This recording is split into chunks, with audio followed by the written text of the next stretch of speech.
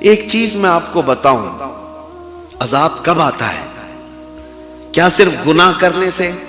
گناہ تو روز ہوتے ہیں لوگوں کے، برائیاں بہت ہیں، لیکن بزرگوں نے فرمایا گناہ کرنے کے بعد بندہ جب تک توبہ کرتا رہتا ہے اللہ کا عذاب نہیں آتا، استغفار کرتا رہتا ہے، اسے احساس ہوتا ہے میں نے غلط کیا ہے تو عذاب نہیں آتا۔ اور جب گناہ کر کے آدمی بھول جاتا ہے اور پھر یہ سمجھتا ہے میں جو کر رہا ہوں وہ اچھا ہی ہے، اللہ کی پکڑ آتی ہے، اللہ کا عذاب آتا ہے۔ سب سے پہلے جو عذاب روئے زمین پر آیا تھا وہ نوح علیہ السلام کی قوم پر۔ حضرت نوح علیہ السلام بھیجے گئے تھے اسی نافرمان قوم کو سیدھے راستے پر لانے کے لیے۔ قرآن میں ہے قالوا یا نوح قد جادلتنا فاکثرت جدالنا فأتنا بما تعیدنا ان کنت من الصادقین۔ لوگ کہتے تھے، جھگڑا کرتے تھے حضرت نوح علیہ السلام سے کہ آپ ہمیشہ ہمیں ڈراتے ہیں کہ اللہ کا عذاب آئے گا، اللہ کا عذاب آئے گا، لا کے دکھاؤ عذاب کیسا ہوتا ہے۔ نبی کو انہوں نے جھٹلایا، چیلنج کیا کہ لا کے دکھاؤ عذاب کیسا ہوتا ہے۔ تب رب تبارک و تعالیٰ کی بارگاہ میں حضرت نوح علیہ السلام نے عرض کیا رب انی مغلوب فانتصر، اے اللہ اب تو اپنی مدد نازل فرما، میں مغلوب ہو گیا ہوں۔ اور سورہ نوح میں اللہ فرماتا ہے فَفَتَحْنَا عَلَيْهِمْ أَبْوَابَ السَّمَاءِ بِمَاءٍ مُنْهَمِرٍ وَفَجَّرْنَا الْأَرْضَ عُيُونًا فَالْتَقَى الْمَاءُ عَلَى أَمْرٍ قَدْ قُدِرَ۔ اللہ فرماتا ہے ہم نے پورے آسمانوں کے دروازے کھول دیے، زمین کو پھاڑ دیا، پانی اوپر سے بھی برستا تھا نیچے سے بھی نکلتا تھا، اور اتنا پانی کہ پورے زمین کا کوئی پہاڑ بھی باقی نہیں تھا، سب ڈوب چکے تھے۔ یہ پہلا عذاب حضرت نوح علیہ السلام کی قوم پر جو آیا، سوائے نوح علیہ السلام کی کشتی کے کوئی روئے زمین پر باقی نہیں رہا۔ جن کو بڑا غرور تھا کہ عذاب کیسا ہوتا ہے، عذاب کیسا ہوتا ہے، اللہ نے چکھا دیا، اور آج تک وہ عبرت کا نشان بنے ہیں، آج تک تاریخ میں ان کا ذکر ہے۔ دوسری ایک قوم تھی حضرت ہود علیہ السلام کی۔ حضرت ہود علیہ السلام جس قوم کے پاس بھیجے گئے تھے وہ بہت ہی ہیوی لوگ تھے، اونچے قد کے ہوتے تھے، چوڑے ہوتے تھے۔ ان کا حال تو یہ تھا، قوم عاد ان کو کہتے ہیں، عاد۔ اس قوم کا حال یہ تھا کہ یہ پورے پتھر کے پہاڑ کو ہاتھوں سے تراش کر کے گھر بنا لیتے تھے، طاقتور قوم تھی۔ وَيَنْحِتُونَ مِنَ الْجِبَالِ بُيُوتًا، پہاڑوں کو تراش کر کے وہ اپنے گھر بنا لیتے، اور بڑے بڑے درختوں کو وہ ہاتھ سے اکھاڑ لیتے تھے، اتنی طاقت تھی ان کے اندر۔ عظیم الجثہ قوم عاد، لیکن شرک میں مبتلا تھے، بتوں کی پوجا کرتے تھے۔ حضرت ہود علیہ السلام نے انہیں روکا کہ تم اللہ کی نافرمانی میں مبتلا ہو، تم شرک اور بت پرستی میں ہو، باز آ جاؤ۔ وہ ہنس کر کے ٹھٹا مار کر کے کہتے تھے ہمیں کوئی ہلاک کر سکتا ہے؟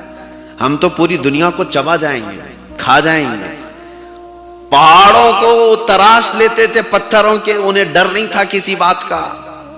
تب اللہ تبارک و تعالیٰ کو یہی چیز ناپسند ہے، آدمی جب غرور میں آتا ہے، گھمنڈ میں آتا ہے، تکبر کرتا ہے۔ ان پر اللہ نے کیا بھیجا؟ قرآن میں فَأَرْسَلْنَا عَلَيْهِمْ رِيحًا صَرْصَرًا، ہم نے ہلا دینے والی ہوا بھیجی۔ ہوا آئی تھی بس، اور ایسی ہوا آئی تھی کہ یہ جو بڑے بڑے جسم والے جو انسان تھے ہوا میں اڑنے لگے جیسے پتا اڑتا ہے، سب طاقت ختم، کچھ نہیں۔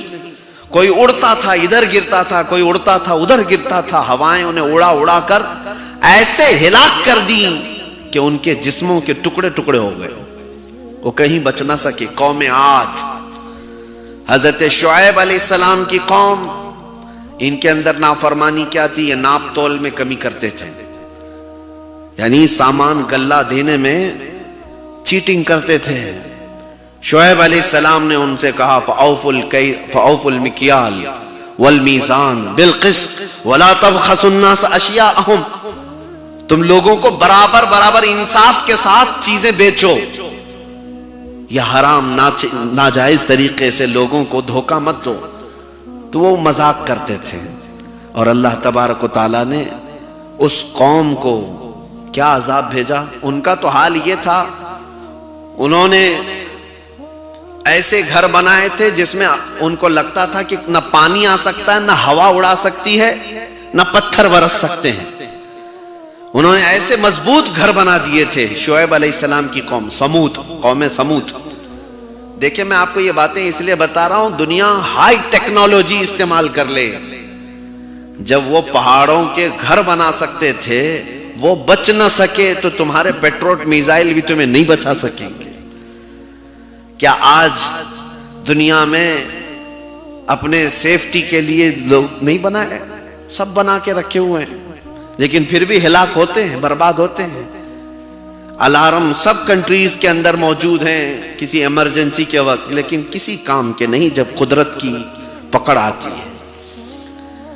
تو قوم سمود جو حضرت شعیب علیہ السلام کی قوم ہے، انہوں نے ایسے گھر بنائے تھے کہ انہیں پرانے عذابات معلوم تھے کہ نوح علیہ السلام کی قوم کو پانی میں ڈبو دیا گیا، ہود علیہ السلام کی قوم کو ہواؤں سے ہلاک کر دیا گیا، لوط علیہ السلام کی قوم پر پتھروں کی بارش ہوئی تھی، نوکیلے پتھر، جس کی وجہ سے وہ پورے ہلاک ہو گئے تھے۔ تو قوم سمود، شعیب علیہ السلام کی قوم یہ کہتی تھی اب ہم ایسے گھروں کے اندر ہیں، بینکر، جس میں نہ ہوا آ سکتی ہے نہ پانی آ سکتا ہے، کچھ بھی نہیں۔ تو انہیں اکڑ تھی، غرور تھا، تو اللہ تعالیٰ نے ان کے لیے جبرائیل علیہ السلام کو بھیجا۔ جبرائیل علیہ السلام آئے اور ایک آواز انہوں نے نکالی تھی، چیخ، ایک چیخ، صیحتن جس کو کہا گیا ہے، وہ چیخ ایسی تھی کہ جو جہاں تھا وہیں گر کر کے مر گیا، اس کے کانوں سے بھیجا نکلنے لگا، جہاں تھا اس آواز سے ہی وہ ختم ہو گیا۔ شعیب علیہ السلام کی قوم بھی ہلاک ہوئی۔ میرے عزیزو، عذابات ایک لمبی لسٹ ہے۔ موسیٰ علیہ السلام کی قوم پر تو 5 بار عذاب آئے۔ فَأَرْسَلْنَا عَلَيْهِمُ الطُّوفَانَ وَالْجَرَادَ وَالْقُمَّلَ وَالضَّفَادِعَ وَالدَّمَ آيَاتٍ مُفَصَّلَاتٍ فَاسْتَكْبَرُوا وَكَانُوا قَوْمًا مُجْرِمِينَ۔ اللہ فرماتا ہے ہم نے تو ان پر طوفان بھیجا، ٹڈیوں کا عذاب اور جوؤں کا عذاب۔ اللہ نے یہ قوم بنی اسرائیل میں عذاب بھیجے، جوؤں کا عذاب، پورے جسم میں جوئیں کیڑے پڑتے تھے، اور مینڈکوں کا عذاب، خون کا عذاب، ان کے گھر کے سارے پانی کے مٹکے خون میں بھر جاتے تھے۔ یہ سب عذاب آتا ہے ان کی نافرمانی کی وجہ سے۔ اور پھر اسی قوم کو شرک اور بت پرستی کی وجہ سے اللہ تعالیٰ نے فرمایا کونوا قردۃ خاسئین، دھتکارے ہوئے بندر بن جاؤ۔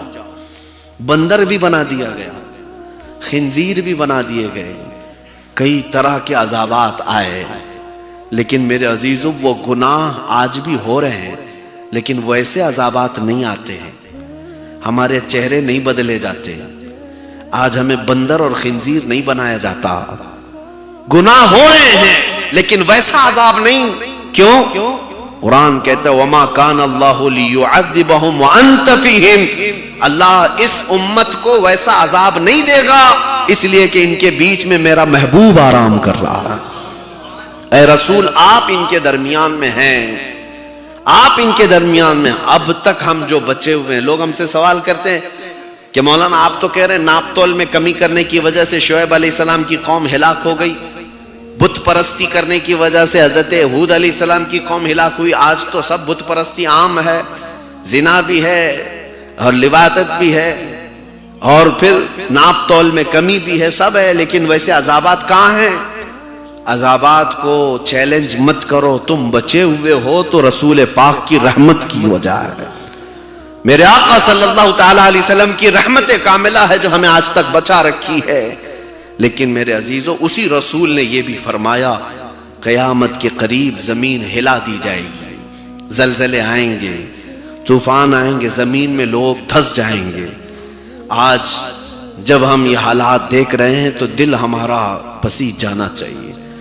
ترکی کے حالات مسلسل وہاں کی خبریں آتی ہیں، چھوٹے چھوٹے سے بچے ملبے کے اندر دب گئے ہیں، کئی ایسے ہیں جو خواتین جو ہاتھ بھی نہیں ہلا سکتی، وہ بڑے بڑے دیواروں کے نیچے دبی ہوئی ہیں.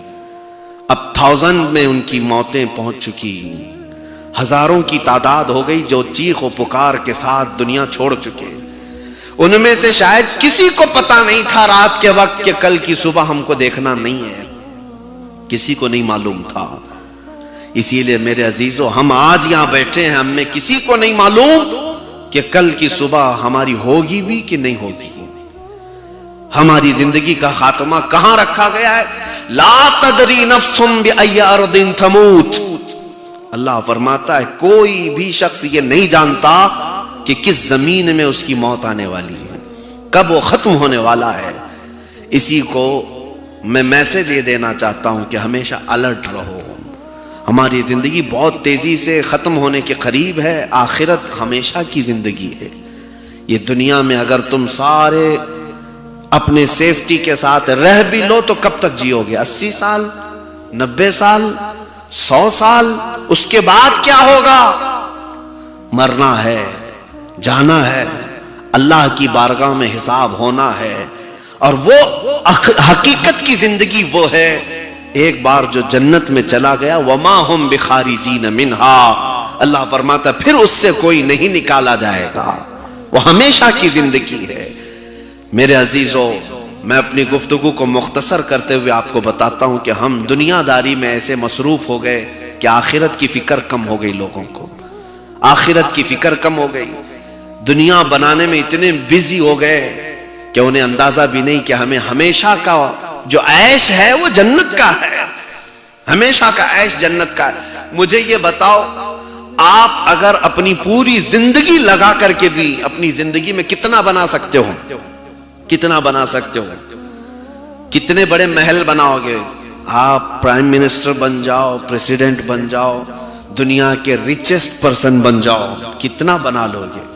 یہ بھاگ دوڑ تو ہم دیکھ رہے ہیں دنیا کی. آج کوئی فرسٹ نمبر پر ہے، کل کوئی سیکنڈ نمبر پر آ جاتا ہے، وہی کبھی گر کر کے پھر نیچے چلا جاتا ہے.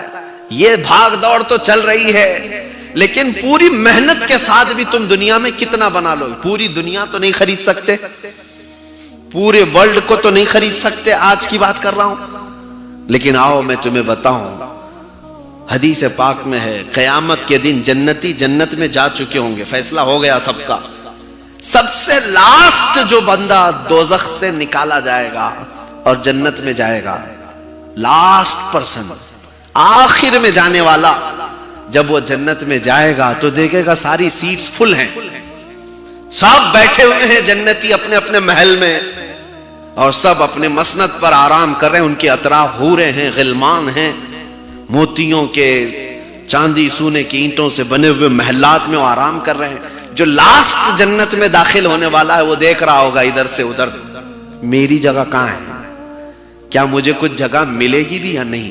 سنو، اللہ کریم رب العزت ارشاد فرماتا ہے، اے بندے آجا میری جنت میں، جنت میں آجا. وہ پوچھتا ہے مولا میری جنت میں کوئی جگہ ہے؟ اب سنو جو بات میں کہنے جا رہا ہوں. اللہ تعالیٰ اس بندے سے یہ پوچھتا ہے کہ اے بندے جو دنیا تو چھوڑ کر کے آیا، یہی ورلڈ جو دنیا تو چھوڑ کر کے آیا ہے، کیا تو اس بات پر راضی ہے کہ اتنی بڑی دنیا کے برابر کا ایک محل تجھے جنت میں دے دوں؟ دنیا کے برابر کا ایک محل تجھے دے دوں. سب سے لاسٹ میں آنے والے کے لیے آپشن ہے، سب سے لاسٹ میں. تو وہ بندہ کہتا ہے کہ اے اللہ کیا مجھے اتنا بڑا محل مل سکتا ہے؟ رب تعالیٰ فرماتا ہے میری جنت اس سے بھی بڑی ہے.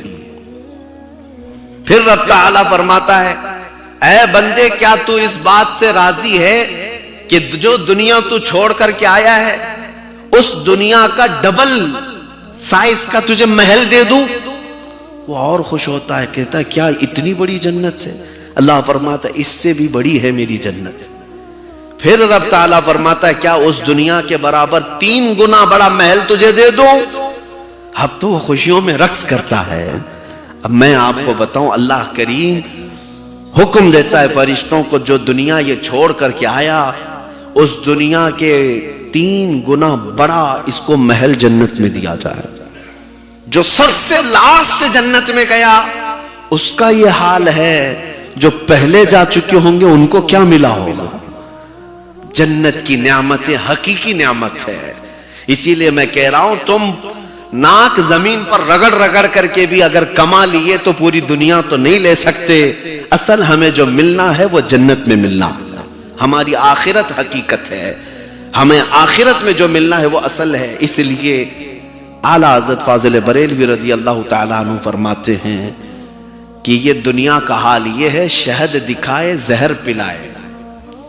شہد دکھائے زہر پلائے، قاتل ڈائن شوہر کش، اس مردار پہ کیا للچائے، دنیا دیکھی بھالی ہے. جو اس سے دل لگایا وہ اسی میں رہ گیا. مولانا جلال الدین رومی رحمت اللہ علیہ لکھتے ہیں مثنوی میں، مثنوی شریف میں لکھتے ہیں کہ ایک شہد کا قطرہ، شہد جانتے نا ہنی، گرا ہوا تھا زمین پر. ایک چونٹی آئی اس کو چکھنے کے لیے، سائیڈ سے کنارے سے تھوڑا سا چکھا اور جانے لگی، پیٹ نہیں بھرا، واپس آئی. لالچ ہے چونٹی کے اندر میٹھے کے لیے، میٹھا جہاں بھی ہوگا چونٹی آ جاتی ہے. پھر دوسری طرف سے آئی، وہاں سے تھوڑا چکھی، پھر گئی، پھر آئی تیسری طرف، پھر آئی چوتھی طرف. سائیڈ سے شہد کے قطرے کو وہ چکھتی رہی، ٹیسٹ کرتی رہی. پھر دل میں یہ خیال آیا کہ شہد کے بیچ والے حصے میں کتنی مٹھاس ہوگی، میں تو سائیڈ سے لے رہی ہوں. اوپر جا کر کے دیکھتے ہیں تو شہد کے اس قطرے کے اندر گم ہوتا ہے نا، چپکتا ہے.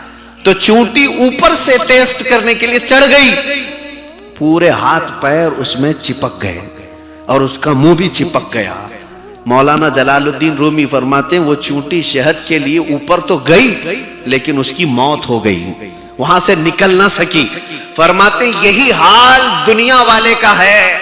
کبھی وہ سوچتا ہے تھوڑا مال یہاں سے لے لوں، تھوڑا مال یہاں سے لے لوں، لیتا لیتا لیتا پھر وہ سوچتا ہے بڑے بڑے لوگ جو بنگلوں میں فخر کرتے ہیں وہاں کیسا ٹیسٹ ہوگا، وہاں جا کے دیکھتا ہوں.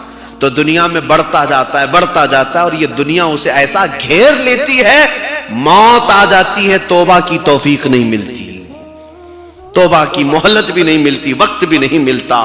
اس لیے میرے عزیزو اس دنیا کو اعلیٰ حضرت نے سچ فرمایا، شہد دکھائے زہر پلائے. حقیقی زندگی میرے مصطفیٰ کے قدموں میں ہے. نبی پاک صلی اللہ تعالیٰ علیہ وسلم کی غلامی میں جو لطف ہے وہ کسی زندگی میں نہیں ہے. دیکھو بلال حبشی سب چھوڑ کر کے آئے اور مکہ والے انہیں مارتے بھی تھے، گھسیٹتے بھی تھے، لیکن میرے مصطفیٰ کی غلامی میں جب آئے مقام کیا ملا.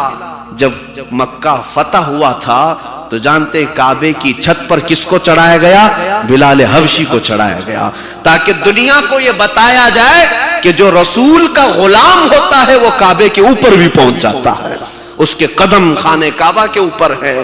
اسی لیے ہم نے یہی سب دیکھا ہے زندگی میں، جو حضور کی مصطفیٰ کریم صلی اللہ علیہ وسلم کی وفا کرتا ہے وہ ذرہ ہو تو اللہ اسے تارا بنا دیتا ہے، وہ اگر قطرہ ہے تو اللہ اسے سمندر بنا دیتا ہے. آئیں ہم اللہ کریم کی بارگاہ میں توبہ و استغفار کرتے ہیں. مولا ہم سب کو گناہوں سے توبہ کی توفیق عطا کرے اور عذابات سے اللہ ہماری حفاظت فرمائے. جو ہولناک عذابات آئے اور جو ترکی، سیریا، جارڈن وغیرہ کے غریب مسلمان یا جس طرح بھی لوگ جوجھ رہے، مولا ان پر رحم کرم فرما دے. اے اللہ ان کو جو انتقال کر چکے ان کی بے حساب مغفرت فرما دے، اور جو آج زخمی ہیں اللہ انہیں شفا عطا فرما دے. اور پوری دنیا کے مسلمانوں کو مولا تو اپنے رحم و کرم میں جگہ عطا فرما، تیرے حبیب پاک کے سچے غلام بنا دے. زندگی میں بھی عزت عطا کر اور آخرت میں میرے رسول کے جھنڈے تلے ہم سب کا حشر فرما. وآخر دعوانا ان الحمدللہ رب العالمین. السلام علیکم.